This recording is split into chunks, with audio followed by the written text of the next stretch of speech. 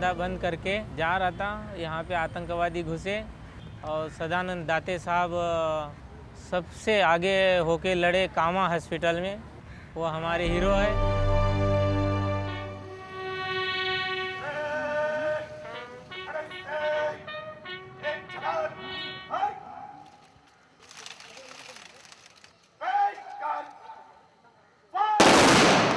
Duty calls, sometimes unexpectedly. Still unclear whether this is a gang war or whether this is a terrorist attack.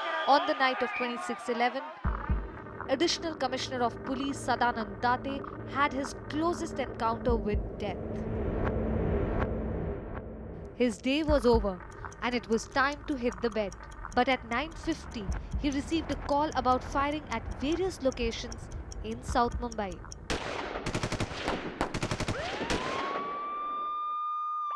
Commissioner Date was initially rushed to CST, but discovered soon that the problem was at the Kama hospital. When we reached in front of that building, I saw 2 dead bodies, and I was informed that on 4th floor nurses were calling for help. There I decided that with a small force of 8 officers and men, we must go to help the hospital staff.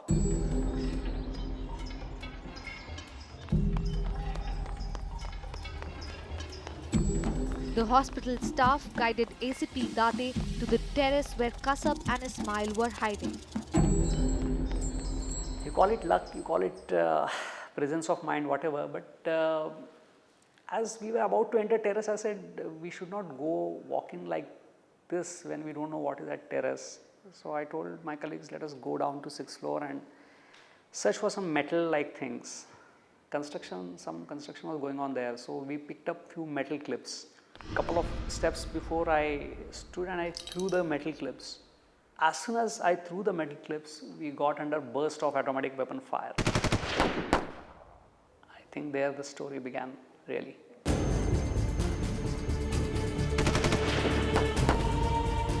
Still oblivious to the magnitude of the attack, he held fort even as 2 of his men collapsed. The first point when I really realized that this is not an ordinary criminal attack, but this is a terrorist action, was when I saw a grenade being lobbed at us. When I saw the grenade, I said, this is a different thing altogether. When I was actually, this whole thing was going on, the injuries that really I noticed where my injury to my eye, there was some temporary blackness when that first grenade explosion took place. Even after facing severe injuries in the eye and the leg, Sadanand Date kept the terrorists engaged for more than 50 minutes, but could not stop them from moving out of the hospital. A moment he still regrets. And it was only after the terrorists left that enormity of the attack hit him. It really came after they left. This constable was there and he was Mr. Khandekar, and he was in real dire pain. He had very serious injury around his throat and he wanted water, and there was water cooler there, but I was injured so much, so there was no cup. So making cup of my palm, I gave him some water and he kept on saying, sir, please take me to hospital. And I knew the situation outside was equally grave, and on wireless one was knowing what is happening. So there was really no, it was not time to spend, panic messages. That was kind of tough. And the whole pain was there. At some point of time, I thought that, I might lose my consciousness.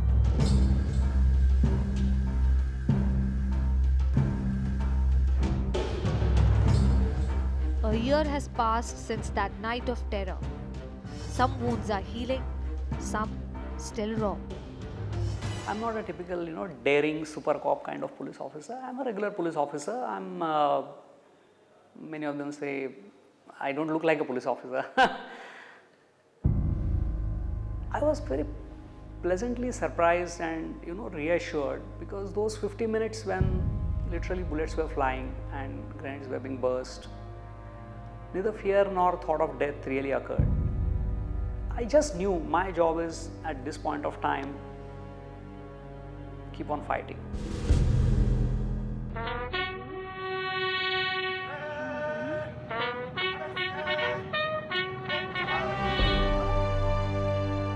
ऐसे फिल्मों के hero तो बहुत देखे जो आग में कूदकर लोगों की जान बचाते हैं। जिन लोगों ने असली ज़िंदगी में आग में कूदकर लोगों की जान बचाई वो थे हमारे फायर ब्रिगेड वाले।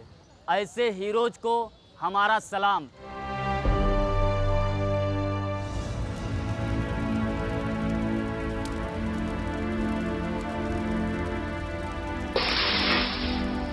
This new video, exclusive to CNN IBN, shows firemen tentatively stepping into the gutted wasabi restaurant at the Taj, suddenly coming upon the bodies of 2 slain terrorists. So totally burned, and then we, after some time, when we dozed off whole of the fire, totally extinguished. Then we saw there were 2 terrorists, they are lying.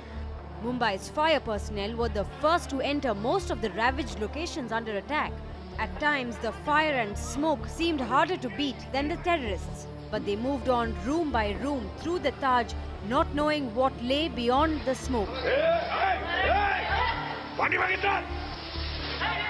Confusion often prevailed as they fought fire, sometimes with the NSG commandos covering them and sometimes alone. The decision to enter the Taj without bulletproof jackets, that was a crucial decision. Cover was always given to us, but what happened when you are fighting a fire, you had to be on a front side. Battling the flames while dodging bullets, sometimes using smoke as a shield, rescuing people gently as hundreds more awaited their turn. Rahang Dale remembers the pressure vividly.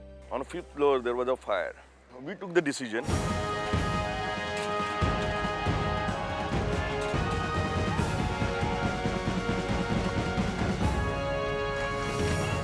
You can see that wall, we went inside. There's one grenade thrown on us and whole crew member would have gone. Started firefighting from outside, but also my team and a couple of commandos, we went inside and we fought the fire. So because of that, it was contained.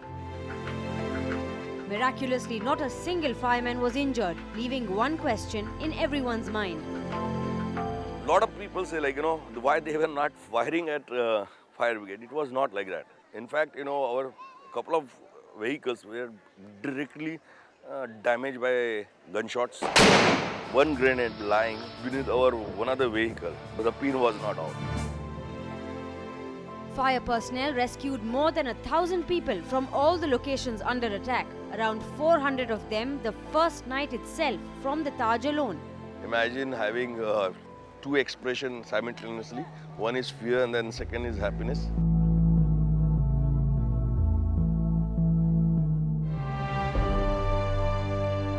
क्या करूँ क्या नहीं करूँ कुछ समझ में नहीं आ रहा है। खुद का जान ऊपर का कैसे बच्चा है कैसे बचाऊँ।